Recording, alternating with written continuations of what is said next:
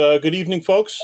Thank you for joining us. This is Mike Sarnowski with Special Olympics Maryland. I'm the Vice President of Program. We'll be getting started right now. This evening, as has been the case prior to most of our area leader meetings for the past couple of years, is to review some information that doesn't typically take a whole lot of conversation, although we may be, in some cases, queuing up topics for conversations that'll take place in the live face-to-face meeting on Saturday, March 10th, which hopefully many or most of you will be joining us for that meeting. So joining me this evening, we'll cover the sports portion first, the stuff that I would normally take care of. And hold on a sec. Sorry, I lost the presentation there for a second. There we go. The portion I would normally take care of, we'll do that first. George Hergenhan, our Chief Financial Officer, will then cover some basic finance, our status for that. And then Jim Schmutz will review the state of the program. And then I'll come in at the tail end and we'll go through some of the topics that we'll be discussing at the area director meeting, or the area leader meeting, I should say, on Saturday, March 10th. So that said, and as you may have picked up, we are recording the session tonight.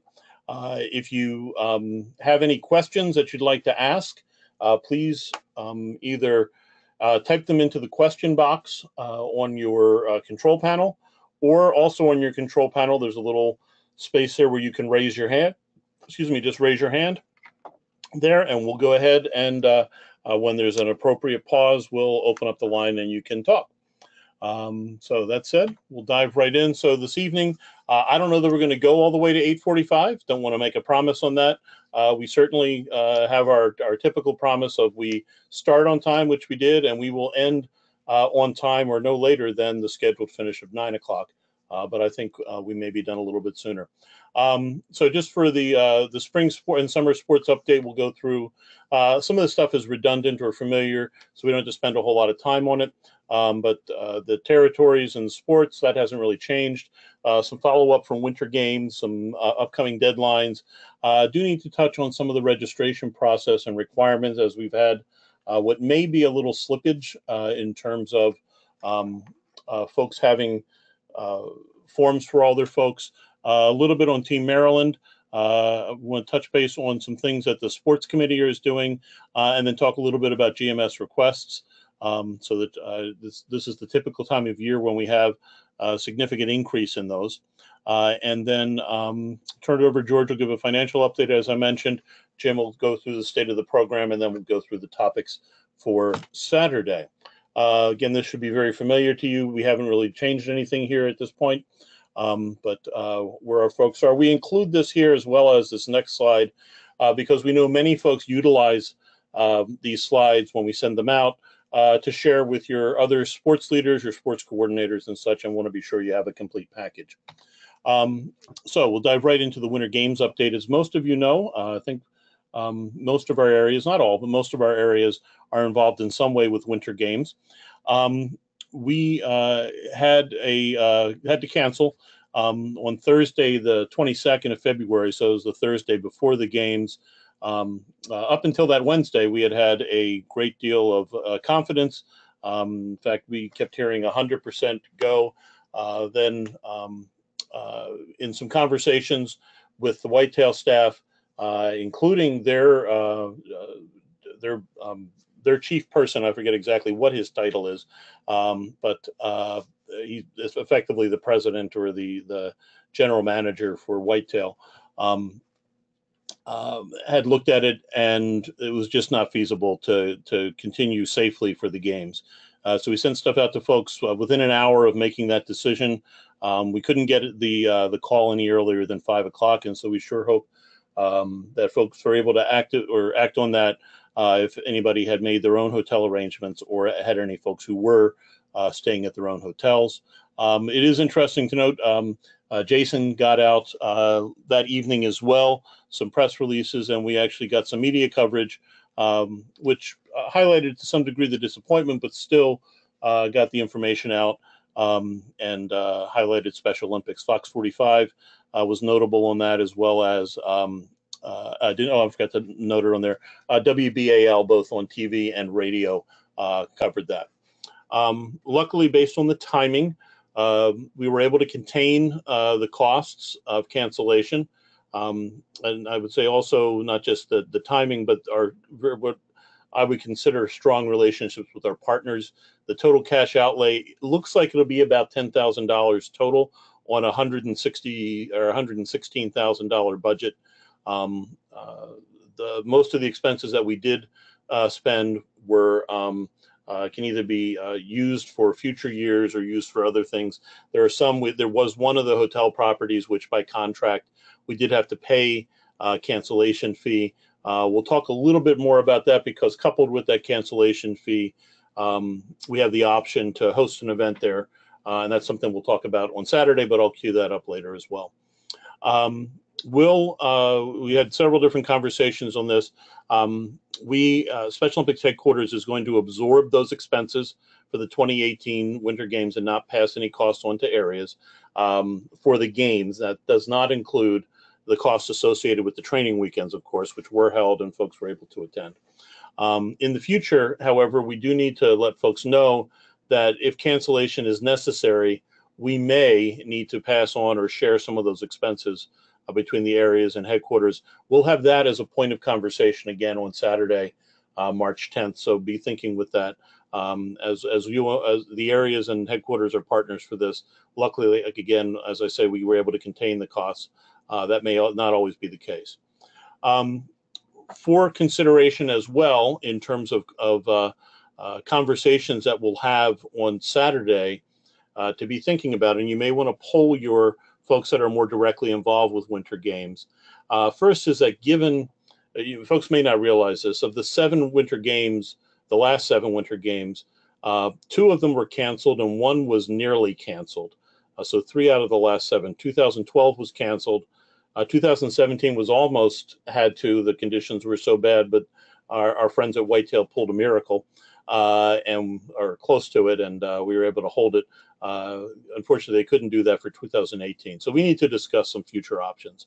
I guess a couple things that we'll be looking for is getting a commitment that Special Olympics Maryland and its area programs support a winter sports program. But then the follow-on with that would be, do we need to look at the timing of it? Do we need to look at going a couple weeks earlier? Of course, it'll be constrained by the hotel properties and Whitetail in terms of whether they can accommodate us. Excuse me. But that's one potential option. The challenge that presents, however, is the opportunity and the timing for training for the athletes, as well as any training that coaches may need. In addition, the suggestion has been made about relocating to some place that may have more snow.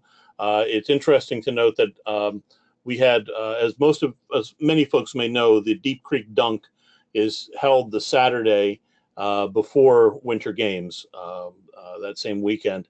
So folks were out at the only ski resort in Maryland, which is Wisp, and in driving by, they weren't at Wisp, but they were right by it.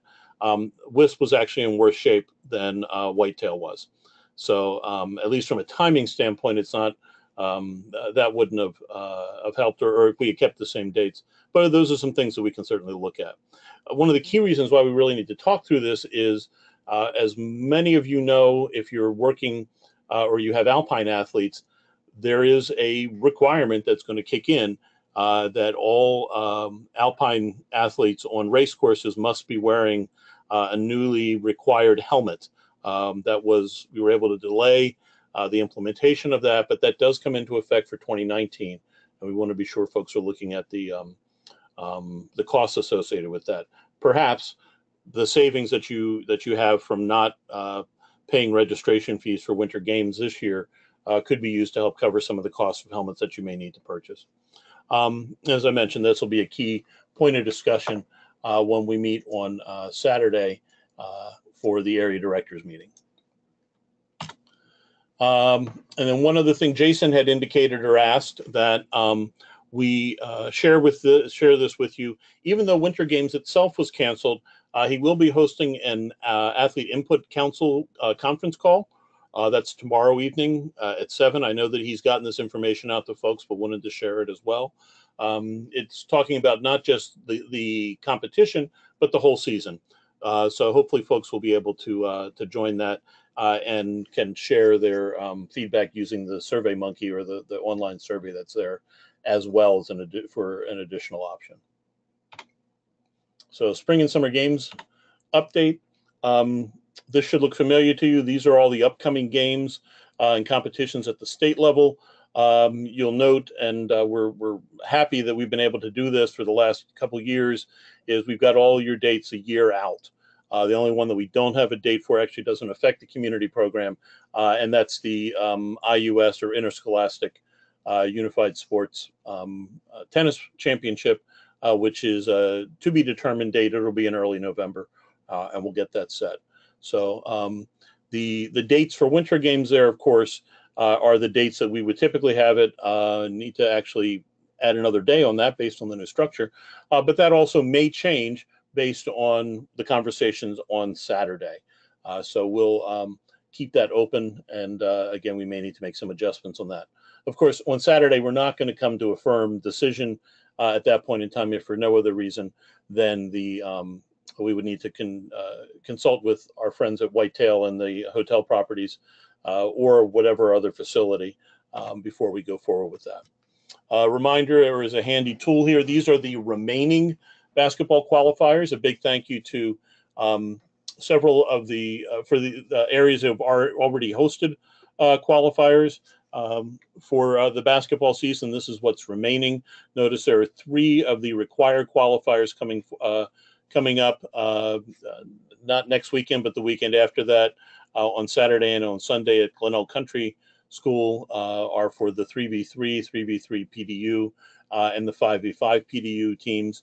And if I remember correctly, and we'll clarify for this, there's also an option for your individual skills athletes on that Sunday, on the 18th, if I remember correctly.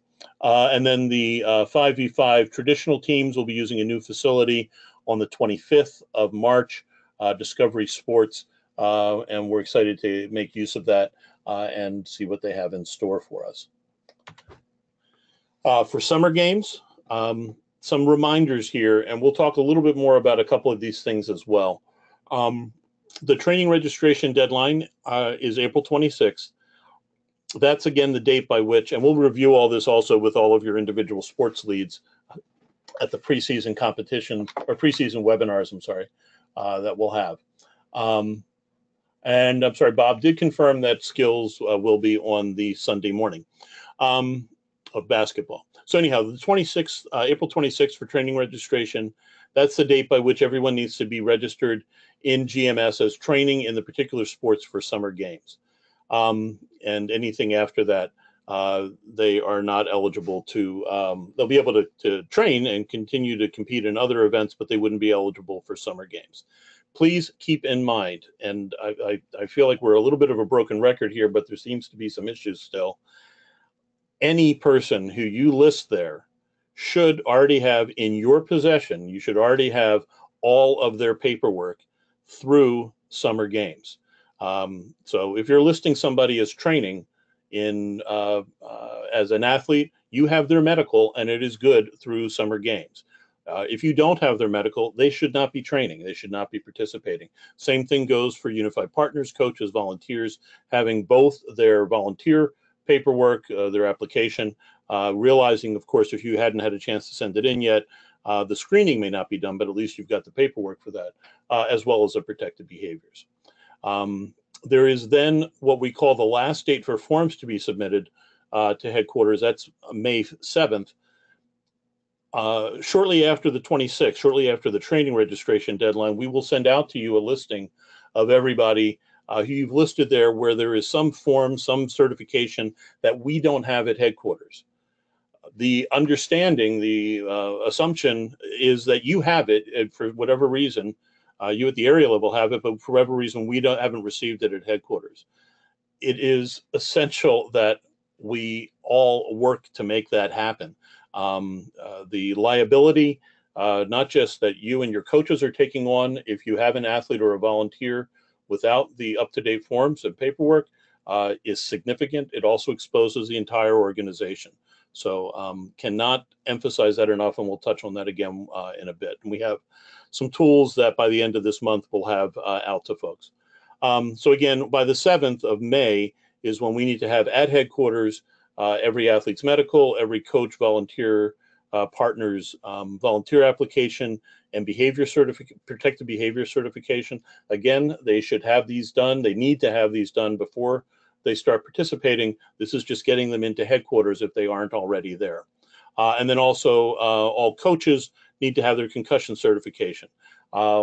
We've been, I don't know whether lucky is the right word, but up until now, for the most part, anybody who's filled out a concussion certification, it's still valid.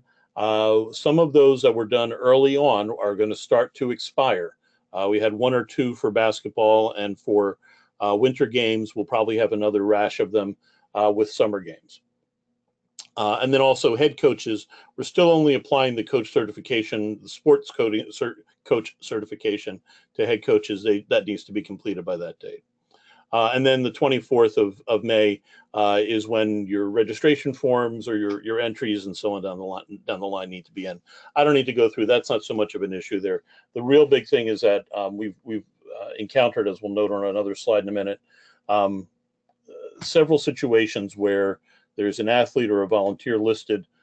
We tell the area that we don't have their paperwork, please send it in, and then it takes a surprising amount of time for it to get in, which indicates to me that perhaps they didn't have it to begin with. Not going to name names, but this is a real issue. So let's see, moving on. So your coaches, whoops, went too far. Your coaches for your individual sports should have received individual notices for this. And this will all be in the area memo, which will go out tomorrow. But here are the preseason webinars for the sports associated with summer games, their days, times, and the registration links. So if this is a handy layout for you to send on to folks, that's great. Again, this will all be in the area memo as well. For pre-competition webinars, we have the basketball one is listed there because that's still coming up, and then the 5 for summer games. And then also we have 2 head of delegation webinars, one on April 12th and one on May 30th. Again, these are HOD webinars for summer games, HODs, and the connections there. As is always the case, we'll record and send stuff out, but this is the standard that I'm sorry, this is the opportunity for them to ask questions during the stuff. So and Frank is asking, I tell you what, Frank, I'm going to hold that question until I get to the other slides on this here, that's rather than return to that at the moment. Okay. So summer games updates, a couple quick changes or key changes. Swimming will be held on Towson University campus at Burdick Pool. It's been off-site for the last 2 years. We may be able to see the new Burdick Hall or the refurbished Burdick Hall when we're there on Saturday for the area leader meeting, but that's great. In addition, due to some other construction, softball individual skills competition will not be able to be held on Towson campus, or at least at the location it had previously been. That will be relocated to Cockeysville Middle School, which is where roughly 2/3 to 3/4 of the softball team competition takes place. For those of you who don't have softball folks, the only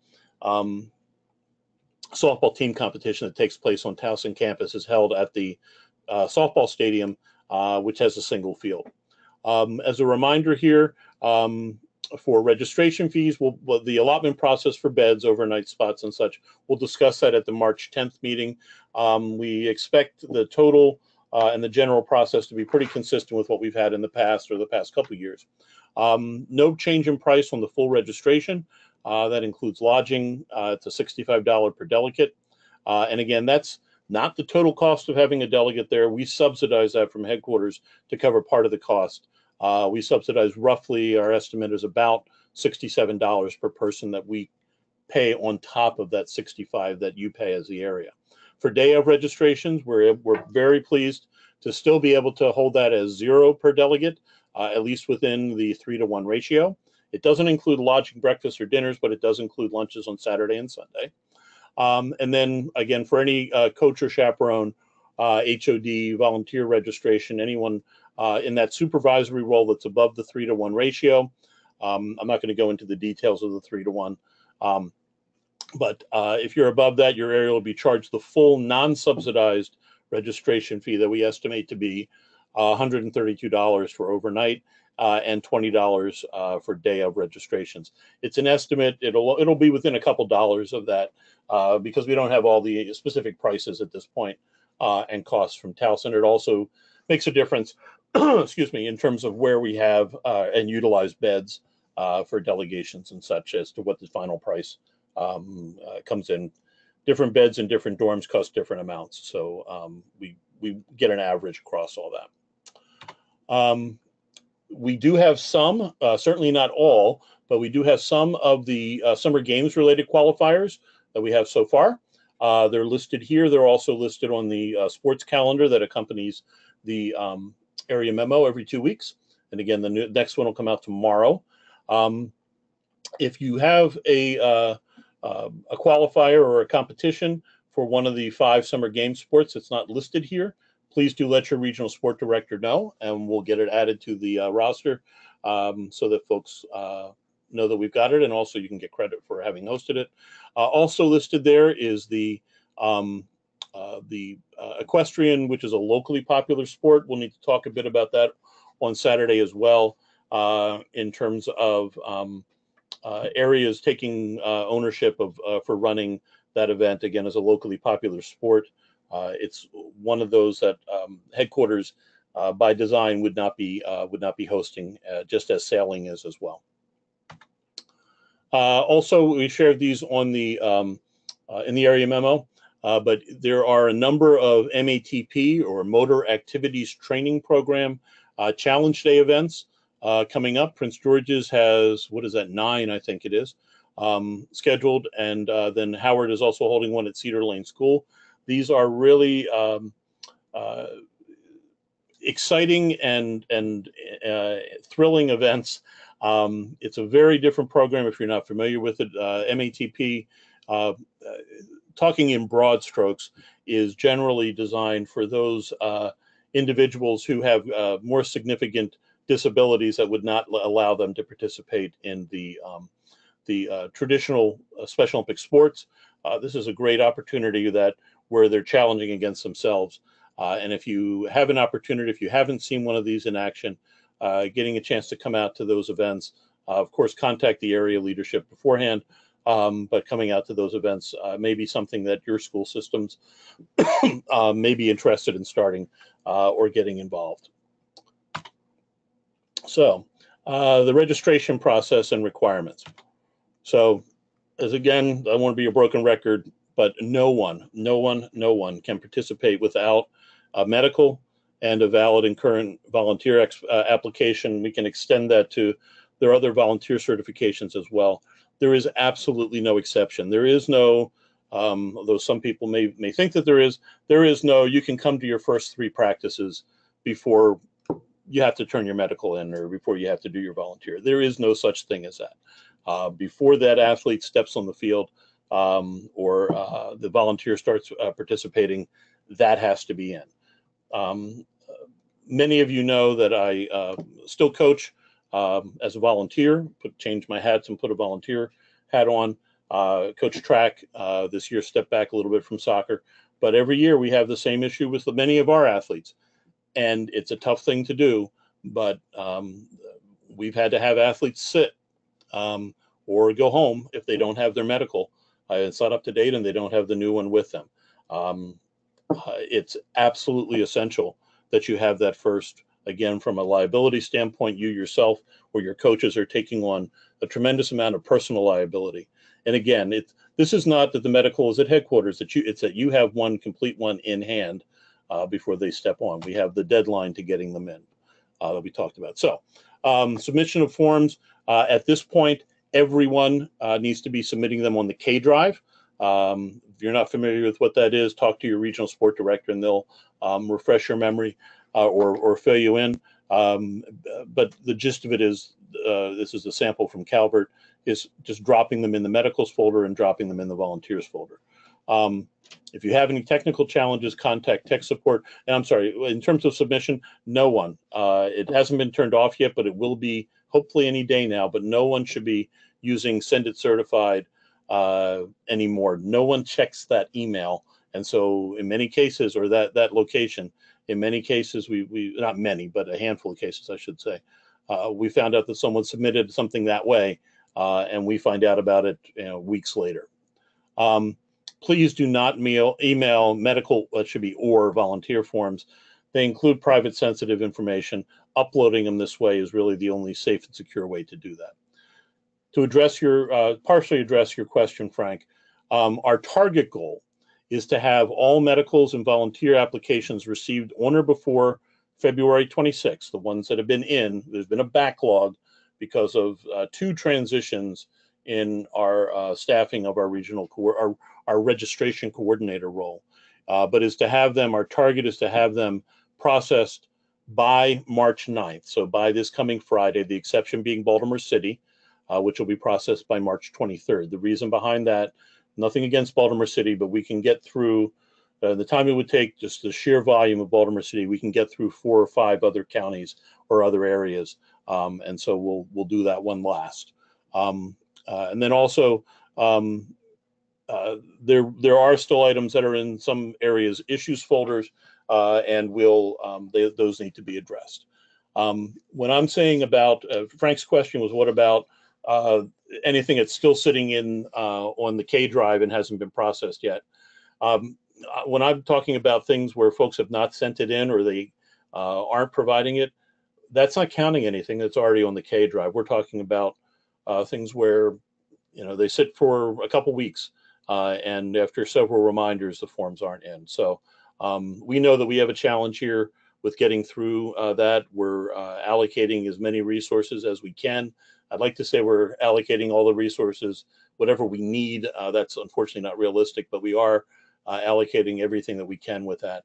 So it's not just one person going through it. And I think we're going to be, if we don't hit that goal by March 9th, we'll be pretty darn close to it. So also now, hopefully, if this isn't the case, please let me know offline. But areas should be receiving a notification whenever a form is placed in the issues folder. The process is, not to get too much, but if there's a problem when someone reviews a medical, we send it, a notation is made on the PDF on the first page of it. That medical is then, or volunteer app as well, is then stored in the an issues subfolder for that county under their medicals or under their volunteer apps. And a message, an email is sent to whoever the volunteer contact is or the medical contact is for that area. We know that there was some slippage in getting those notices out. That should be resolved by now. And if not, again, let's talk offline and we'll get that taken care of. And we also expect to be able to send out regular reports, whether that's monthly or every 2 months, or not every 2 months, I'm sorry, every 2 weeks rather, I apologize, by the end of March. We have shown folks how to run reports. As you'll see on the next slide, we'll do some more of that, but we'll also push reports out at least on a monthly basis by the end of March. That'll include all the certifications that we have, at least for those that are in sports training. So this next bullet, I'm not going to be redundant here just because I think I've driven the point home. But this again is a significant issue that where folks don't have it.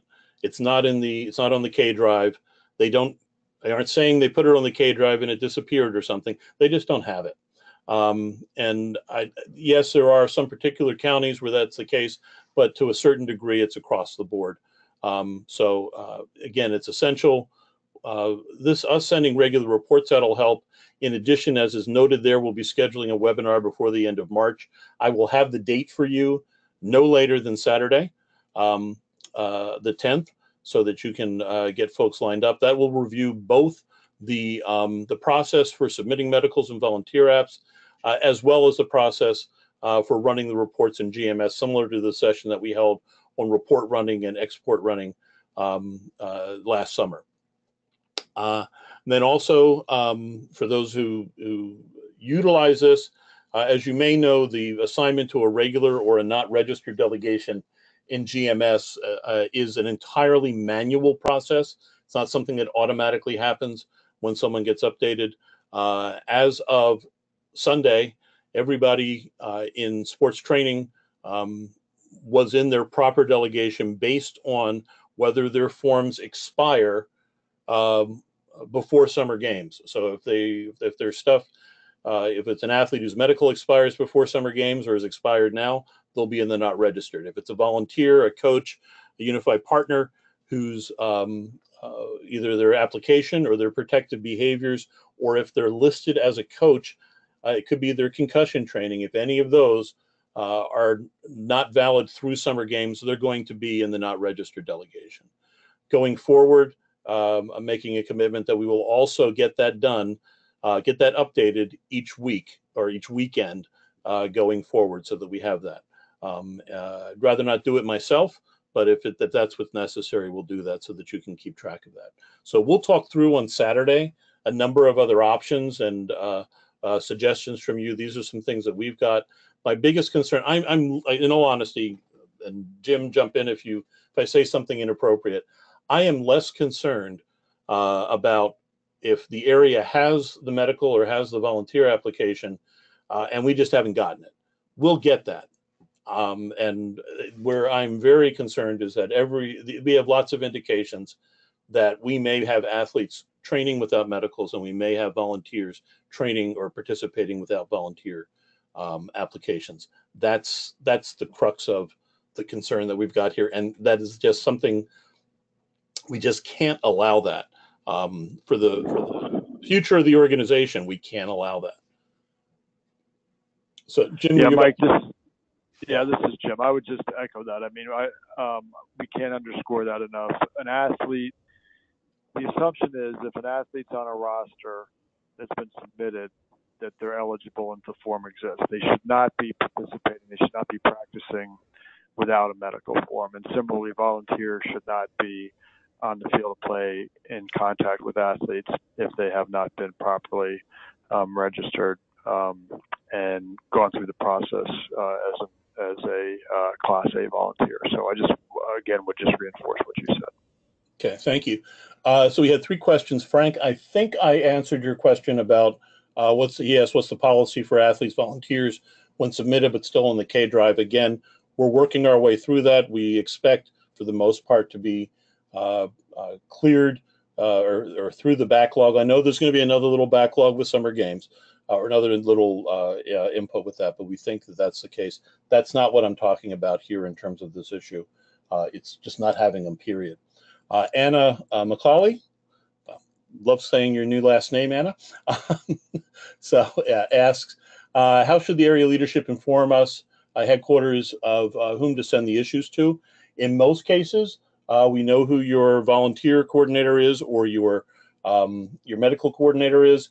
If you want to be sure, go ahead and send that to your regional sport director. We'll capture all that again on Saturday for those that are there, and then any follow-up. But I think for the most part, we know that just based on communications. And then Shelley asks, will volunteer applications be processed if the protected behaviors confirmation is not attached? Absolutely.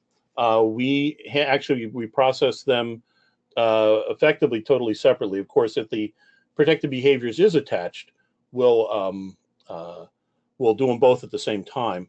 But no, the protected behaviors doesn't have to be submitted along with that application, with the volunteer application. We don't hold them up for that reason or anything along those lines. So let's move along.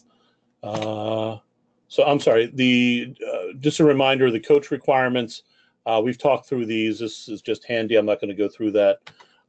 Protected behaviors, this is the same slide you've seen for God knows how long, with the link to it, so you can utilize that for your your volunteers. I'm not going to go through all that. Nothing there has changed. And then concussion certification, the same thing is there. And again, some folks, it's no longer the case that if you know that they have it, that they're still good. We need to check those because they're going through expiration. Reminder here, just please, everyone who's participating, there is no one who's participating in your program, in your sports program, that is, who should not be included in GMS. If they're there, they should be included. Doesn't matter if they're not advancing to state, so on down the line. Then the last bullet there is a little different. One of the things that we're looking to do is do a better job, a little bit more frequently capturing our or getting a count of how many active athletes we have. Right now, we're only doing that, quite frankly, once a year, and want to do it at least on a quarterly basis. To do that, we'll likely be doing what I'm calling validation checks with areas. Please, this is not an audit.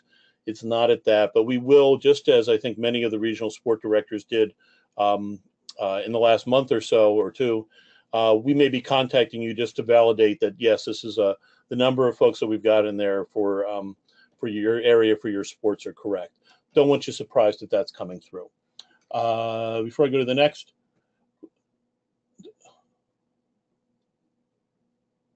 Oh, so Frank's saying, if the form's been activated on a Tuesday, when can an athlete or volunteer actually be active? So no, they can go ahead then right away. I understand that there's a bit of risk if we haven't completed the volunteer screening. Hopefully we'll be getting that a little quicker. Absolutely, the athletes can go ahead. If you have the athlete's medical, they can go ahead. It's not a matter of it being at headquarters.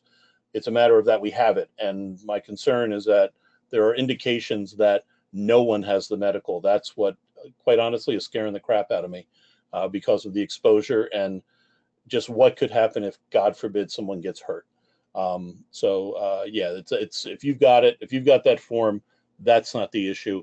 But you should be able to then send it in to headquarters if we say that we don't have it for some reason.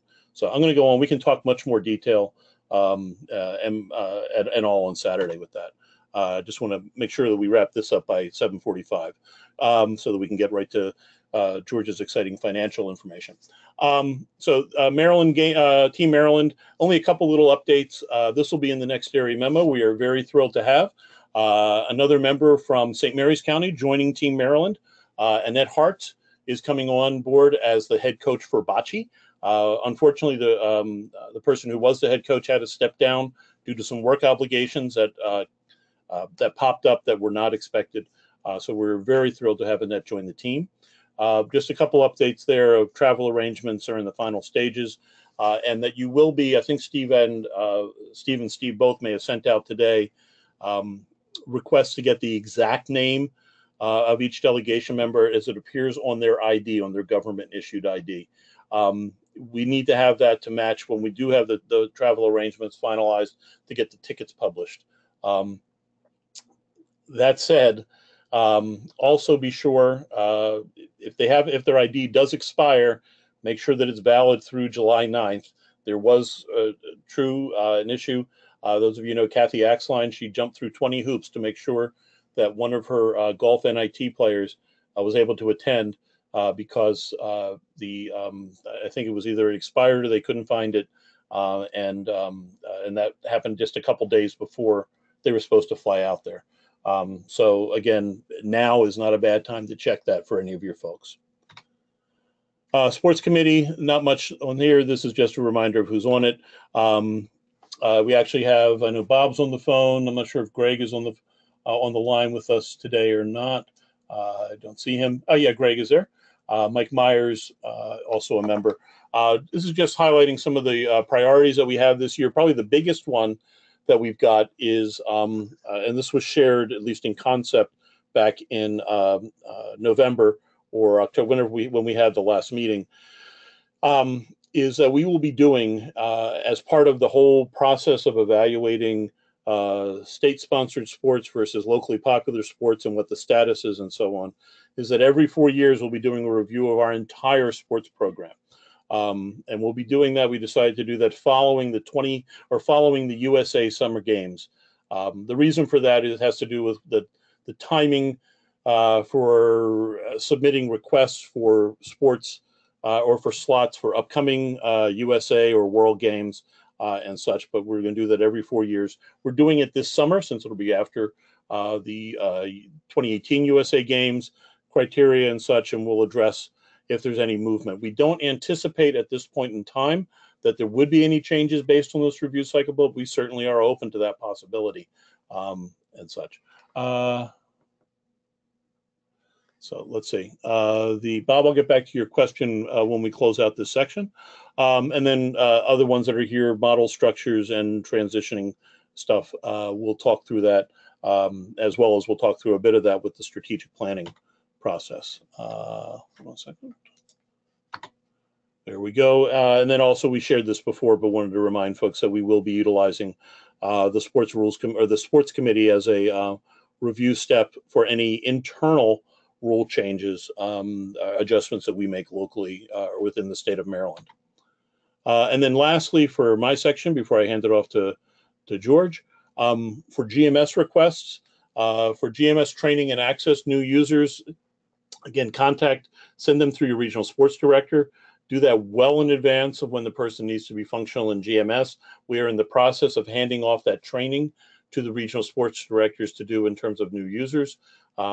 We still do require that as a one-on-one and such, but that's the way. We will be doing a limited number of trainings of folks to use GMS to manage a spring games. We say spring games, it's really looking for track and field or athletics and for swimming because they're the most complex and that's where they're used the most. The same information could be utilized for pretty much anything. If you have someone who's interested, again, it's limited. We'll be doing these in late March, early April. These would be multiple folks together, not a huge number, but we, unlike the brand training new users, we think we can try it at least with multiple folks. It needs to be somebody who's already experienced in using GMS, already experienced in using the concept of divisioning for individual events. This isn't going to be a class on how to do divisioning. We'll touch on it briefly, but if someone's not familiar with that, that's probably not the right role for them. They need to be very comfortable with computers, including Windows, Excel, basic databases, so on down the line, moving files, copying files, that type of thing. This is not for someone who is not, I don't know whether I'd say expert at computers in general, using that as a broad brush term, but that they are very well versed. And this is also, this should be obvious from that, but this is not a training for newbies. Then just as a reminder, this is pretty much the same as in the past, but if you have games to be created for your county, for your spring games or a swim meet or something along those lines, contact your regional sports director. Please allow at least 2 weeks notice, a little typo there, before it goes live. No, it does not take 2 weeks to do it. It may take 2 weeks to get access to go in and make it happen, and then get it open so that folks can utilize it. So allow that. It may happen. I think Greg put a request in, and we got it done in either 2 or 3 days. And we're able to get it done right away, or relatively quickly for that.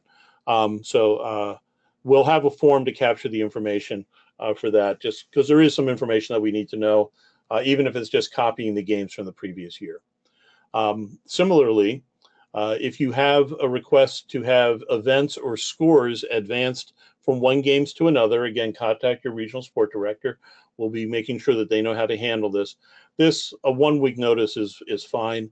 Again, there are challenges with this where we can only do that advancement if no one else is in that games at that time.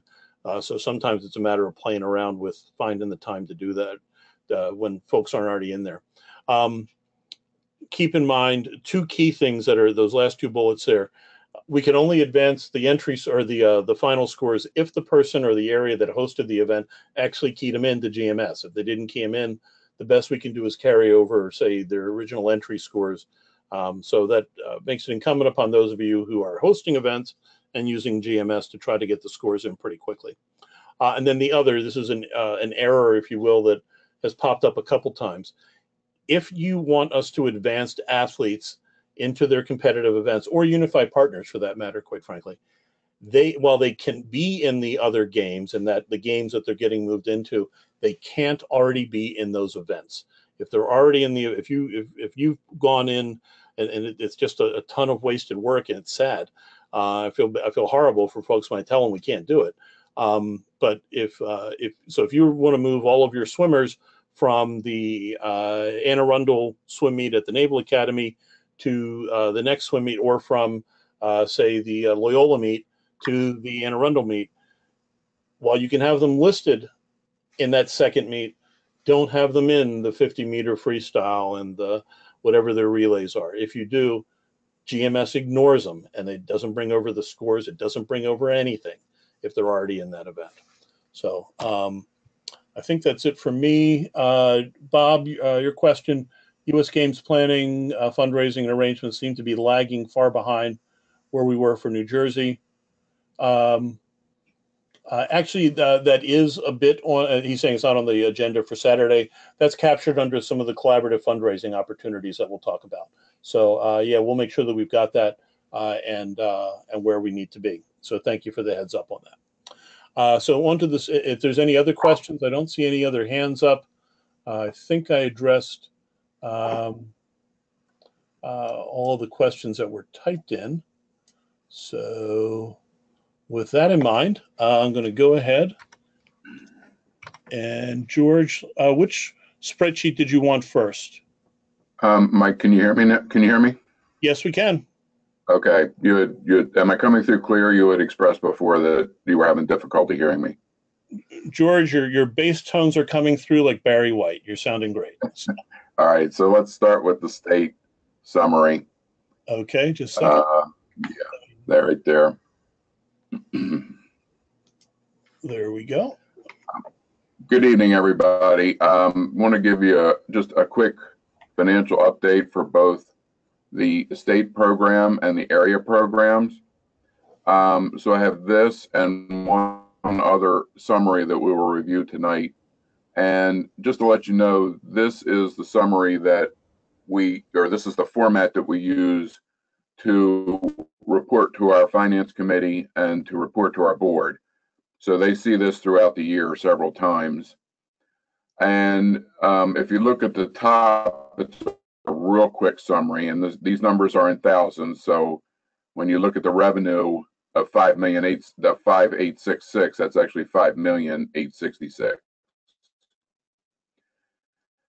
And this is a report as of December 31st, 2017. So normally both sides would be filled in. We would have something under the December year-to-date column, and we would have a projection through the end of the year. But this is a unique time because this is just the end of, so this is the entire year, 2017. And so for the state program, you can see that we had revenue of 5,866,000, which is slightly higher than budget. The budget was 5,668,000. And expenses slightly lower than budget, expenses of 5.4 million, and exactly on a budget of 5,412,000. And so from operations, we finished the year with a $466,000 surplus. The reference to Resource One is a company we attempted to do some fundraising business with years ago, and they did not produce what they promised, and so this is a write-off of what we still owed them because we just ended the relationship when they could not produce, and so this year we wrote off the remaining balance that we owed them. So our net income for the year was 526,000 on a budget of 256. This is a very positive trend or very positive results for the year. We've had some tough years in the previous three, but we're very happy to have a surplus, not only a surplus for the year, But as you can see just below that, we've ended with a healthy cash balance of $550,000 and what I'll call a normal accounts payable balance. $236,000 is about what we have at the end of any year. It was pretty comparable to last year. So it was a very good step in the right direction. What you see below that is some explanations of the differences. So where the revenue, as we've just discussed, was 5.8 million, 5,806,000 on a budget of 5,668,000. This is some of the explanations for how well we did. Sponsorship, for example, the second line, they just hit it out of the park on sponsorship. 815,000 for the year on a budget of 650. They just did great. Grants were up a net of 206,000. We have one major grant that we were able to increase from 500 to 750,000. We had a few other grants that the revenue was off, but was lower than expected. But that's often offset by, that just means that there was lower expenses. So we got reimbursed for less. We had less revenue because the revenue is tied to the expenses. The plunge 17 was up, plunge 18 was down just a little bit below budget. And that's plunge 18 just through December 31st. And then the other is a whole conglomeration of all the other events we do, some of them up, some of them down. And then down below that is our expenses. Again, just an explanation of the different categories of expense and why our expenses were lower than our budget. In athletic events, both the community program and the iOS program had savings. That's $43,000 worth of savings in the community program, 49 in the iOS program. And this was basically just some really good management. I mean, folks really watch their budgets very closely. We're able to get things in at a lower cost than we had anticipated. Same with, let's see, area services. The young athletes costs were a little bit lower. That's partly because we were just getting that program up and running at the beginning of the year, but also some cost savings in the other areas. I'm not sure that anything of the remaining lines really jumps out at me. It's mostly just some cost savings and some pretty good management. Plunge expenses were higher. So plunge 17, you see, was 124,000 above budget. That was mainly because we had such good turnout that the variable expenses like shirts were higher than expected. So that is basically, that's the summary of the state program for the year. And as I said, a pretty good year. We hope we are continuing that into this year, and we hope to have just as good a year this year. It's obviously a little early, but we're pretty happy with the results for 2017. So Mike, if you want to bring that area summary up. And yeah, there you go.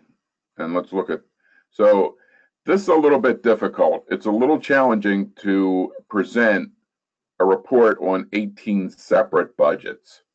So we take a slightly different approach here. So first, at the top, again, this is for all of 2017. So as a group, I'm sorry, the word forecast should read actual. That was my mistake. I apologize for that. So the actual revenue for the year as a group was $1,218,000 on a budget of $1,018,000. Actual expenses were $972 on a budget of $973. So basically, you've come out as a group $200,000 ahead of budget, $201,000 ahead of budget. And as a group, again, finished the year with $2,231,000 in cash. Very healthy cash balances in several areas, and that was just added to throughout the year. The individual explanations below, again, we're trying to summarize a lot of information into a couple of numbers and into one line. So what you're looking at here is what the actual bottom line was. So the column actual is, for each area, is their actual revenue minus their expenses. The budget is what that was budgeted to be. So using Inner Arundel as an example, which Mike has highlighted, their actual revenue minus the expense was $14,982. In their budget, they had projected a small deficit of $6,620. So they came out $21,600 ahead of budget. Then to the right of that, we've put some brief explanations of how that happened. And in this case, there was some fundraisers that came in better than budget. There was some unbudgeted revenue, and there were gains on investments. Everybody knows the stock market did very well in 2017, and those of you with investments saw the benefit of that. So again, this is a real brief explanation because we're trying to present so much information in summary form to the board, I'm sorry. So the numbers in the first section that we're looking at are areas that came out ahead of their budgeted, budgeted revenue minus expense. The numbers down below are areas that came out below their budget. So their actual revenue minus expense was slightly less, or was less than what they budgeted. Take a look at, I'm not going to run through each line, but take a look at what we have for your area. And then if you have any questions, please email them to me and Darlene. We'll be happy to talk with you about this. But Darlene takes the time to go through and try and explain all of these variances.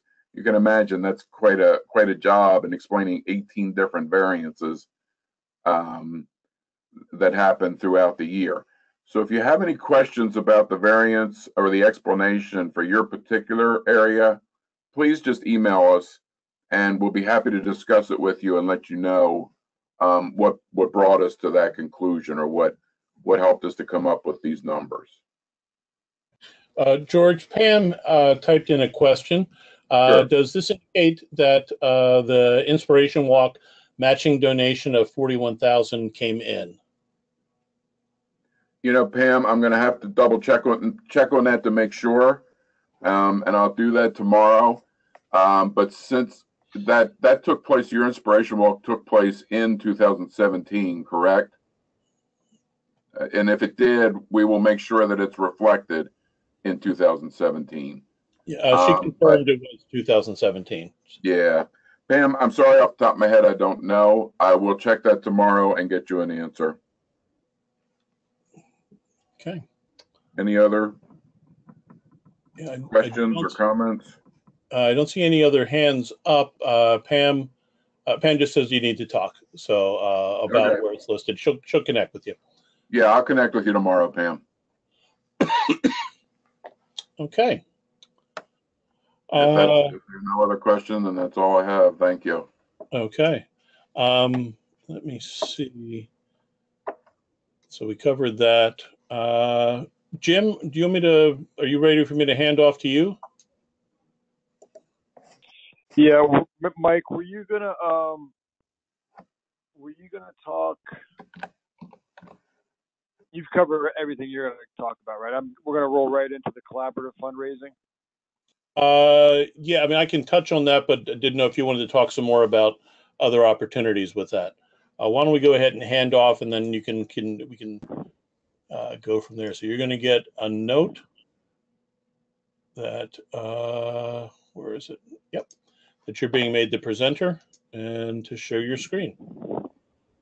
Okay, and have you pulled up the most up-to-date document? Is that what we're working from now?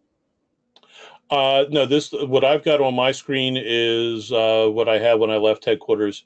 You should have the one that you edited. Oh, perfect. So I can pull that up, is what you're saying. Yep, we're seeing your desktop. Technology. Oh, that's trouble. That is really trouble. Let's see. Hang on a second. Let me see if this is it here.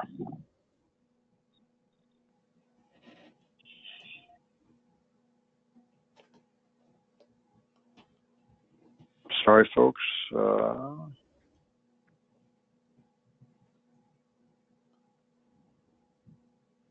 I'm just going to cruise through here, make sure. Yes. Okay. Okay. So thank you, Mike, and thank you, everybody. From a fundraising standpoint, let me see.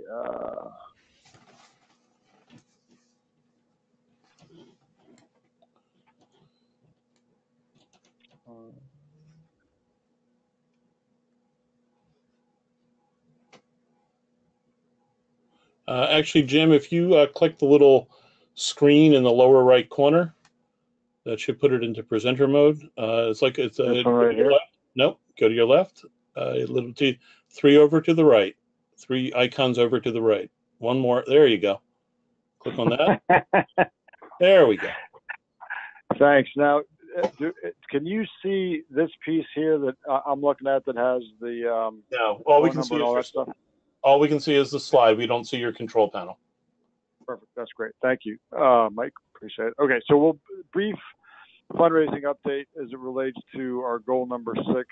One of the things we wanted to address is collaborative fundraising. We continue to try to find ways in which we can work together with you. We had talked at our last area leaders meeting about the plunge, and an outcome of that was that we did engage more area programs in a collaborative way with our 2018 polar bear plunge. And this is just the evidence of that. So this is just a summary of those outputs. No need to spend a lot of time on that. More to the point of just reinforcing our commitment to try to figure out ways to do collaborative fundraising better with you. We had identified this as a low cost, essentially no cost, although I'm curious if people felt like they incurred costs. If they could provide feedback on that, I'd like to have those conversations and understand that. So this is one. We're trying to do more. Montgomery County, I know Nate and Sue and some others had a conference call last week with you all, and we have some follow-up to do there. It certainly isn't perfect. We understand we have to get better at it, but we're looking for ways in which we can work collaboratively in a way that's mutually beneficial and ultimately provides a great way to invest in our athletes and give them higher quality and more frequent competition opportunities. So we've got some things coming up. In the right-hand column here, you'll see in the blue text, Fort McHenry Tunnel Run, our dates to be finalized. It's in the fall, typically late September, early October. We're working with MDTA to get that figured out. Rockfish Open is in October, and that the potential conflict with the tunnel run is something that we're just working out details. And then Over the Edge, which in 2017 was held on the same weekend as Montgomery County's Inspiration Walk. We moved essentially a month later to take out any competition there and try to provide some separation. So those are really 3 events where there's opportunities for us to work. And if you have interest in learning more about those, we can talk a little bit more on Saturday. So if there's not any questions with regard to the collaborative fundraising, we'll move on. Mike, would I see questions if they came up here, or is that on me now? No, I'll be watching those. The only one that's come through, although I don't know that Anna he can do anything, was asking for you to zoom your screen. So it'll cut off parts of the slides, unfortunately, I think. and some of them are right to the edge. Okay. All right. Well, let's I'll proceed and see if these are actually any better. This is our staffing update. This is pretty simple. We haven't had anybody since our last meeting who our staff has essentially remained intact. We have hired a registration coordinator in Khadijah McIntyre. Many of you may have been working with Khadijah over the time since we brought her on, and we've Rachel, who all of you know, we've retained in a part-time seasonal role. So additionally, there are no current positions open. So that's pretty straightforward. If there's any questions on that, you can raise it. This is just a current view of our organizational chart and demonstrates the full complement of team members that we have working obviously on a daily basis in efforts to provide our athletes with the highest quality opportunities. So we're going to kind of wrap this up with strategic plan and kind of give you a sense of where we've progressed since our last meeting. I'm going to breeze through some of these. These are just frame of reference points to demonstrate that it still remains this vision framework relative to getting us to our BHAG of 20,000 by 2025 remains in play for us. I will say this, and here we've got working from the base up, from our mission up, we've got our 6 overarching goals. Again, those have remained constant. But I will say this, to be clear with you all, and as it relates to trying to get to the 20,000 athletes by 2025, in our interaction with the board, their key focus for us is to ensure that we have a strategic plan. So, and I'll talk a little bit more about some of the guiding pillars in this effort. But keep in mind as we go that as we proceed and we start to really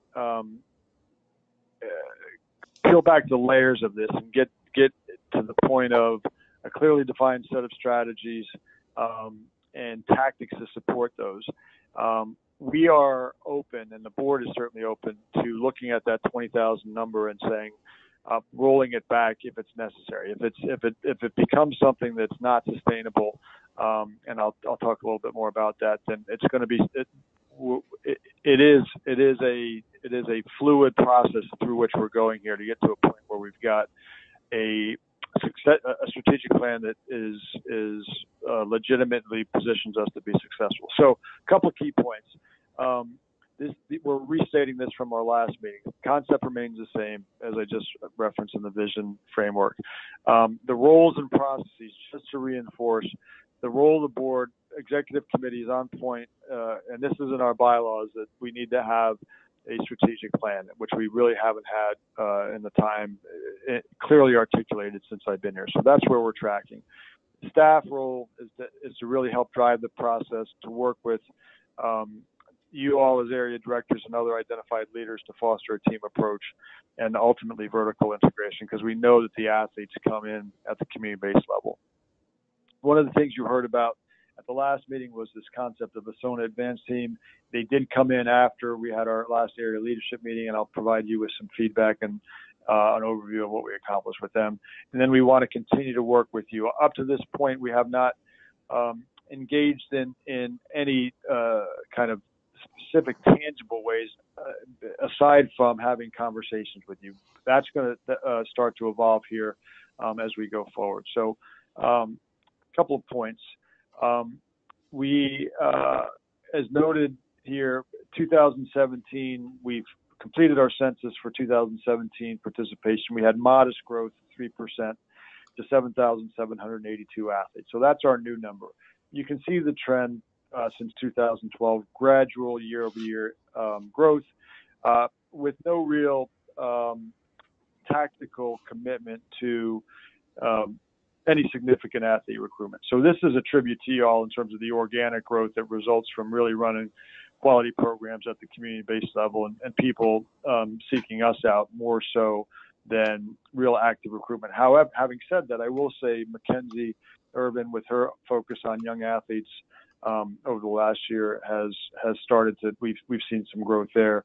And as you know, we've hired Steve Whiting, who's been now in his role with as Senior Director for Athlete Recruitment for the last 8 months or so, and we're really looking to incorporate efforts with Steve and the strategic plan. So again, you'll recall from the last meeting, the objective that was stated in the last meeting was to have a plan by the 30th of March. We recalibrated this with support from the board.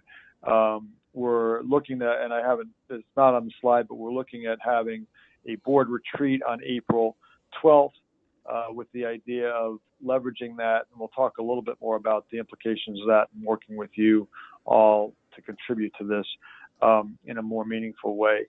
But with the idea that we ultimately produce a strategic plan document by June 8th that is fairly well built out. A couple of key reminders. We've created internally a SOMD strategic plan team made up of the staff that's listed here. We're engaging with the board through the vice chair, Greg Razudik, who's representing the executive committee and kind of spearheading the link between staff and board. Additionally, I think this is really two key points from our last meeting that we continue to maintain a focus on. One, that we validated with you all that the current structure is not able to support a significant increase in numbers. So we need to come up with a different model to support growth was the takeaway. We also took away validation that you all support this concept of developing pilot programs in identified geographic areas with key leaders to create models that have the ability to be replicated and from which we can learn valuable lessons.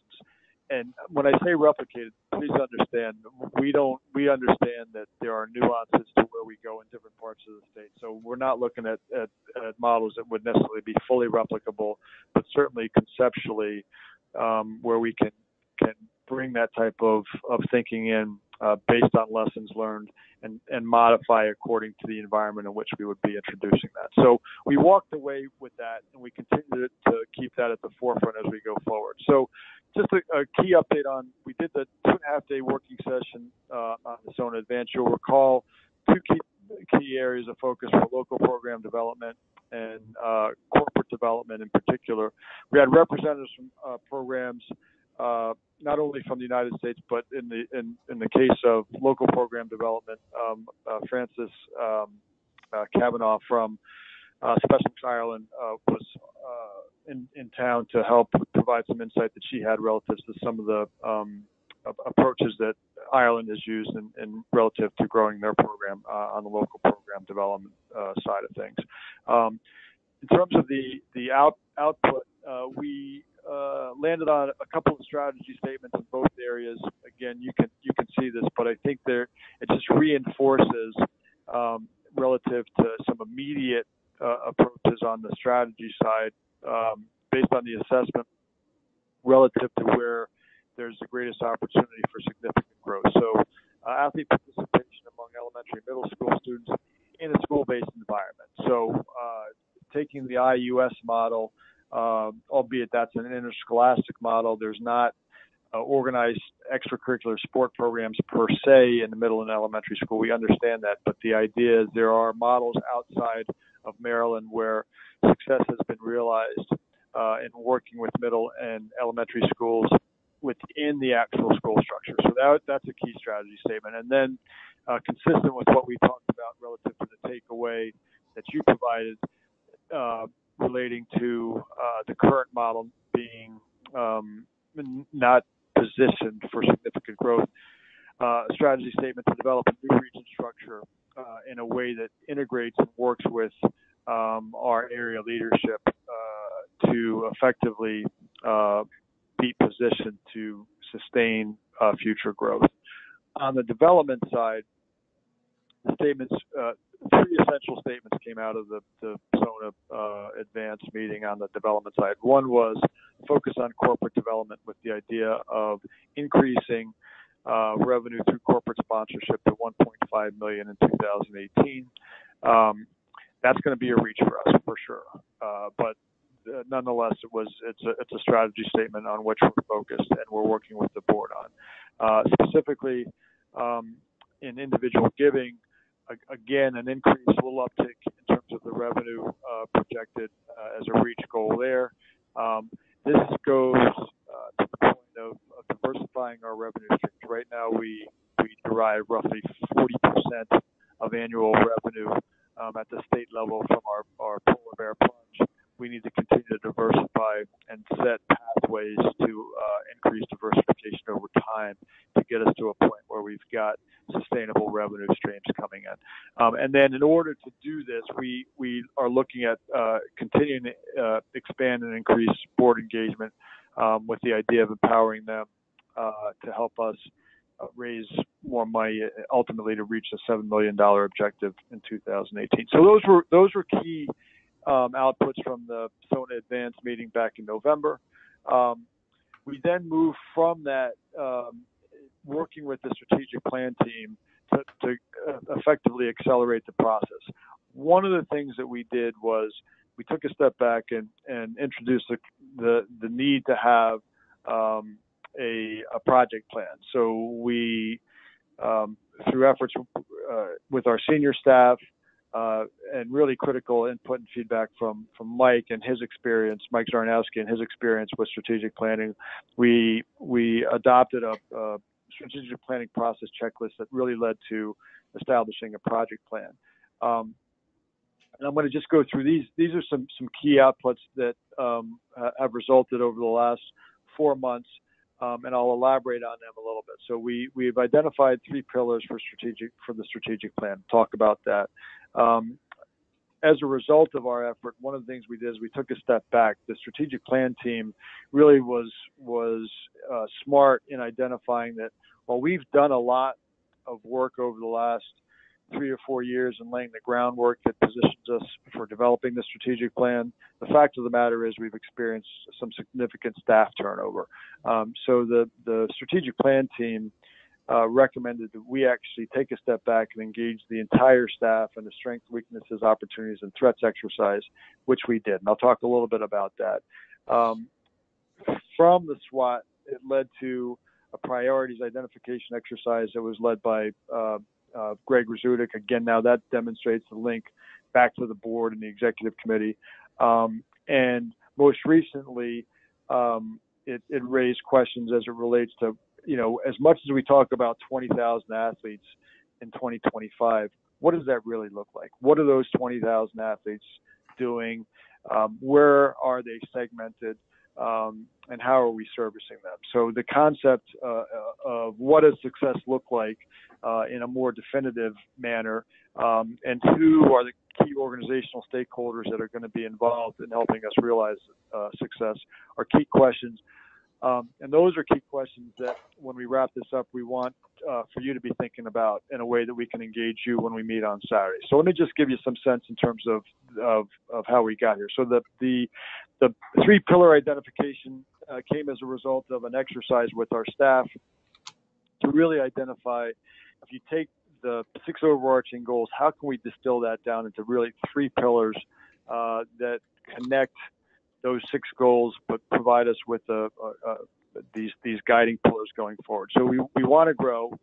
We want to grow in a way that doesn't compromise the integrity of it, ensures a high quality experience for the athletes, and ultimately it needs to be sustainable. There's no pathway for us that we want to pursue where we recruit a significant number of new athletes only to lose them for lack of quality, lack of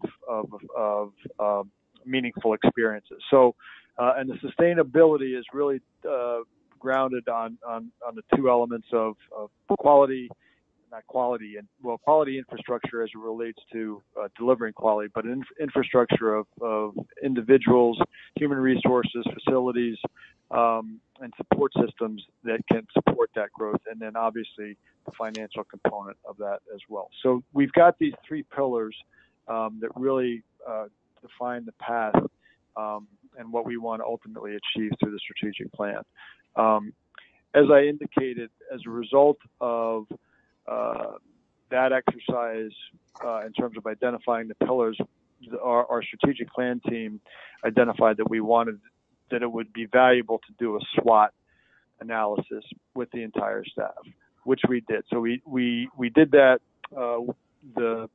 We essentially did it by functions in the organization. So we had a program function that included volunteers. We did a development SWOT that included the marketing and public relations side, and then we did an administrative side that was finance and operations, as a way of essentially making it a manageable exercise. Those exercises were facilitated by Mike Zarnowski and Nate Garland. Once we got all three of those functional areas to complete the SWOT analysis, we shared that with entire staff. And again, through Mike's efforts, really led an exercise to identify among those strengths, weaknesses, opportunities, and threats, what were the elements that rose to the highest relative to our need to address them, which we did. We're using those results to help us in our efforts moving forward, both to inform our short-term action so we can shore up any immediate needs that were raised through the exercise. We'll also be using it in the long-term strategic plan process. And the way in which we're doing that was this next step. So the efforts through the SWOT were instructive and led us to identify through three additional group exercises that took on a little different look. So what we did is we identified among our staff three different groups that attempted to evenly distribute our staff by department, by seniority, and by essentially experience. So the groups were really designed to provide cross-functional interaction and gain insight from the wide range of individuals, as opposed to it being a narrow, more siloed approach that we did when we did the SWOT. So all staff was engaged in one of those three sub-team meetings with the focus on identifying priorities within three time dimensions, so 24 months, 2 to 4 years, and 4+ years, and with the idea of assigning the priorities by pillar. So we identified priorities within the pillar of growth, within the pillar of quality, and within the pillar of sustainability. And we are in the process now of essentially distilling that information and moving forward. We've categorized it in terms of, as I said, by growth, quality, and sustainability. We've also added, and we're working on, and we'll share this a little bit more on Saturday, but creating essentially what will amount to a balanced scorecard. So in my role as CEO, I will be judged by our success as it relates to the financial stability of the organization, how we manage internal processes, how we essentially create the capacity from an organizational standpoint to deliver that, and then finally and ultimately stakeholder satisfaction. So, which leads to this piece here, right? So the priorities identified some gaps which we need to address in the process going forward. One of which is this answering the question, what does success look like, right? So 20,000 athletes is really going to be an outcome of our efforts to recruit more athletes and provide them with a quality program.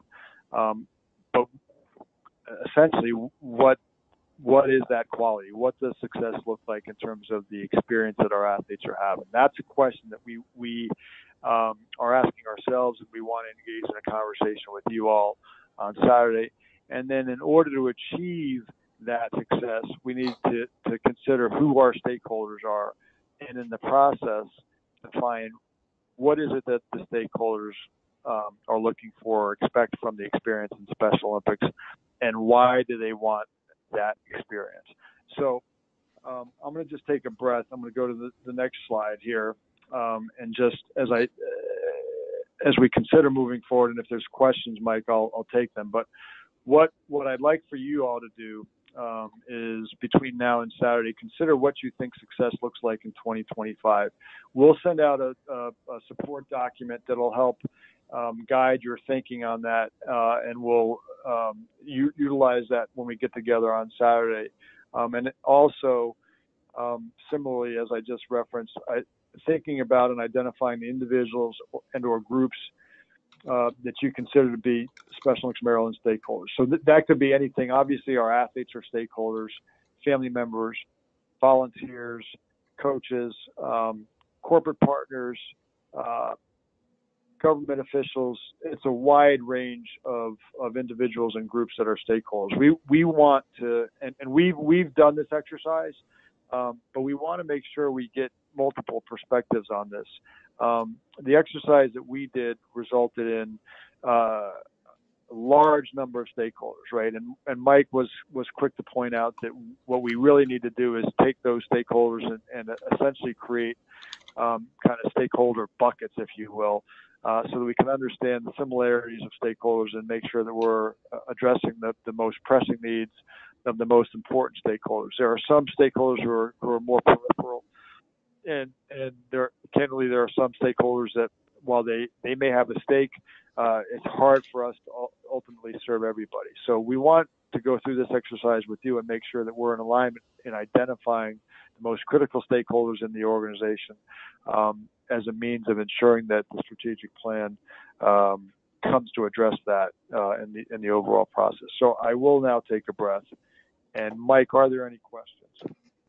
No, the only question we've had so far is a request for you to slightly adjust your mic. But other than that, so far, no raised hands. Okay, well, I apologize for the communication. If I was going in and out, I was trying to hold my phone as close as possible so that everybody could hear. So I apologize for that. I think really that leads us to us following up and providing people with some follow-up documents that will help them prepare for and think about those questions that I raised. And then, Mike, do you want to take this from here in terms of the March 10 agenda topics? Yeah, let me take the, actually I'm going to take control back because I do want to show one other thing for folks. So, being made the presenter. Hopefully you guys, okay. We had the question come up in of where exactly on Saturday are we going? Where is the University Union? So this is a map of Towson's campus. Let me see if we can zoom in even a little bit more than that. Okay. Hopefully this is helpful. So here is Towson Town Boulevard. The University Union, if you aren't familiar with it, if you've been to summer games, you've almost definitely been in the Union. That is where breakfast and dinner has been served. Those of you who are heads of delegations, that's where check-in has been on Thursdays, and the head of delegation meeting on Thursday night was held there as well. So Towson Town Boulevard's here. If you continue up this way, this goes to Charles Street and then out to the Beltway. This goes to York Road, or I think it goes to York Road, or actually down Burke it goes to York Road. But here's the Union Garage, which is where we recommend you park. And you can walk right over to the University Union. Parking is very convenient. There is no parking code or anything special needed for Saturday while you're there. And so if anybody has any particular questions on where it is, let us know. We know sometimes going to the third floor of that building can be confusing. I know I found it confusing on occasion.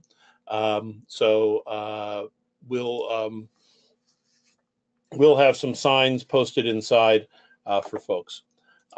So in terms of topics, we've touched on this a couple throughout there.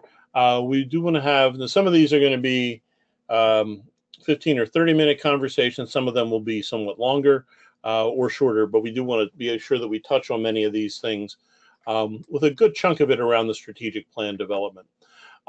So the Winter Games, the future, having a conversation about how we should approach that, and getting your input as we make a decision on that.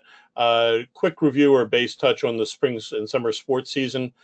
We will touch on that with also about the equestrian and such, although what we may have is those areas that have equestrian who are there, we may pull to the side during lunch or at another time. Do want to touch on the housing allotment process. We are very happy. I'm not sure if I said this earlier. We are not looking to put any kind of a limit on the number of delegation members that you bring.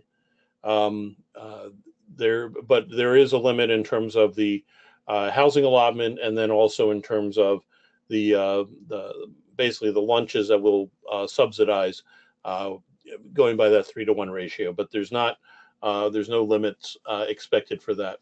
Healthy Athletes programming. Want to get your feedback in terms of what we should have. We're reviewing that right now. There had been a grant that had covered the cost for that. We did not get that grant this year. Those of you who deal with grants, that's both a plus and a minus.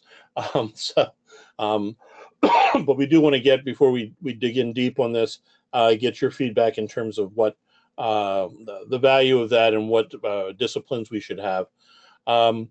The Young Athletes Program, as luck would have it, Baltimore County is restarting their community program that morning, Saturday morning, in the Towson area. Not that that matters for this, but we're attempting to get a Facebook Live rolling for when you guys show up and are checking in. So while you're noshing on a little breakfast stuff, you can see that operating. And then Mackenzie Irwin will talk about it briefly when she comes back. She's been very successful in helping areas find folks to coordinate the program and locations to coordinate or to host the program. We have equipment ready, and just would love to see, and she's going gangbusters in terms of schools. She'll share with you a really big win with Howard County Public Schools that just came through in the last week and a half or so. But we still absolutely want a community program for that, and she will talk through that. Reach reports will have a partial state as well as reach reports for a couple areas to use as examples. For folks, we're redoing how we have done these so that we can get them. The goal is to get them out to all of the areas by the end of March, sooner if at all possible. We're also setting stuff up in GMS so that you as your area can access most of the information. Some of the information can't come from GMS, but most of the information that's included in that report, so you can do that on your own. The next two items, I mentioned before that with Winter Games, the hotel, the Ramada, is basically giving us a $1,500 credit that we can, as part of the package in terms of settling for canceling Winter Games. They're going to give us $1,500 towards hosting another event there by the end of 2018. So one of the things that's been sort of on our drawing board, but has not gotten the bandwidth for it to date, but is to have a leadership conference, either a full day or a multi-day one, looking at various leadership, area leadership roles to host there. Jeff Abel, who has done an amazing job with getting interns and such, believes, is fairly confident that we can probably get one or two interns to help manage that event, so that we can be sort of the thought leaders and they're the executors of the event. So we want to get your feedback on that, how well it would work and that type of thing. And then also with that is the potential of adding or re-adding, if you will, an awards program. That was dropped several years ago, primarily because of, in all honesty, what it was apparent lack of interest. One area seemed to be getting most, if not all, the awards, and that was simply because they're the ones who submitted them and or nominated people. So we don't want to go and put that together if there's really not an interest, but I personally think that there's some value with that, and want to get your feedback and make sure that if we do relaunch it potentially this year, that it'll meet your needs and it'll be something that you'll participate in. We talked before about collaborative fundraising efforts, Team Maryland efforts, area plunge teams, so on. We're really thrilled with the big jump in area plunge teams, and hopefully we can make that happen for others. Do want to talk briefly about the sports committees, their comprehensive review, because by the time we have our July meeting, that review will be somewhat underway. And just want to get your feedback and let you know about that. And then, of course, continuing on the strategic plan development that we have, that Jim's alluded to and talked through here. So there is the homework that was mentioned, but checking to see, I don't see anybody else having any other hands raised or any questions. Are there any questions on anything that we covered? If not, we'll be looking to wrap up momentarily. No? Okay, great. We'll send, these slides will go out with a link to the recording tomorrow. We need to consolidate Jim's deck and my deck and so on to make sure we've got everything covered and fix a couple of those typos. But if you have any questions, as always, your regional sport director is the one to reach out to. They're your primary point of contact. We'll have potentially tomorrow as well for the agenda to go out using this, and we'll include that there. Marilyn asked about USA Games fundraising on the agenda for Saturday. Marilyn, that's going to be incorporated within that collaborative fundraising, so we will absolutely be touching on that. But thank you for keeping an eagle eye out on that for us.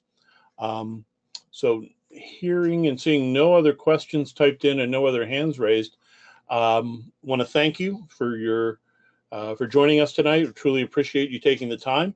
I know some of this can get a little tedious at times going through all this, but it saves a tremendous amount of time when we're all together in one room as one, and really allows for a much richer and more time for us to talk to each other.